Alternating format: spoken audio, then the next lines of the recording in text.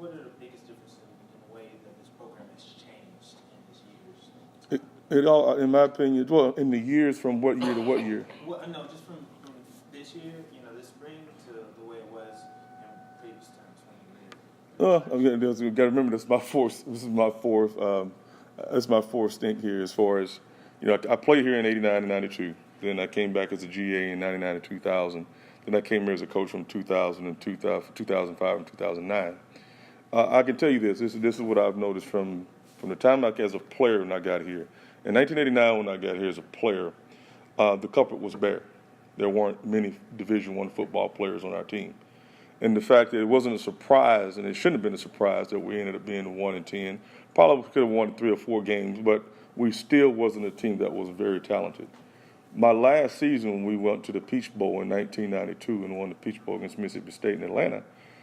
Golly, you start thinking about all the draft choices from Rondell Jones to Tommy Smith to Austin Robbins to Bracey Walker. You can go on the line of just a number of guys in the NFL that played and had long durations in the league. So just going from that level from 89 to 92, what was the difference? Well, Coach Brown came in and he changed the talent pool. From when I came in from 99 to 2000 as a grad assistant, Coach Brown had went to Texas, and there was a lack again of players, and we didn't have a dynamic quarterback during that time.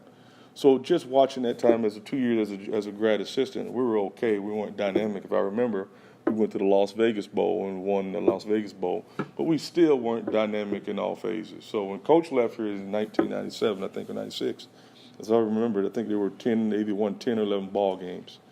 From on out, when I came here in 2005 and 2009, under John Bunning, we were talent deficient. Coach Davis walks in and, again, increased the level of the playing pool and recruiting. In 2010, and in my opinion, I was at Auburn at that time. In 2010, I really believed that North Carolina should have played for the national championship. They had the best players in the country, and especially on defense. If you had the Robert Quinns, the Marvin Alsons, Deontay Williams, the Cersei's, it was very similar to when Coach Brown left in 1996 and 97. Those two defenses are almost a mirror with the Copels kids and the Peppers kids. Those two eras kind of mirrored each other on the talent pool of players that they had. So when to go fast forward again, so I come in here this last season, very similar, okay? So as far as the number of draft choices shot down.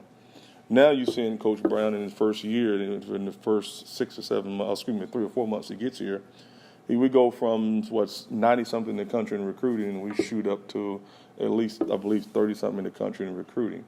So the difference is, and it's always going to be players. Do you have players on defense? Do you have a difference maker at quarterback? And I think now when the difference when you ask is, what do I see that was different? Well, the guys that won here always changed the talent pool. The talent pool of players always increased, and with the increase, it became a lot more wins. Happened in coaches last year. Happened during Butch Davis' time when he was here. So pushing forward, what will be the difference this time? It'll be the fact that Coach will win the state of North Carolina in recruiting. He'll dominate the area as far as high school relations, and also in the areas from Virginia to South Carolina, and then start pulling out of Georgia. And that's been Coach's always his draw.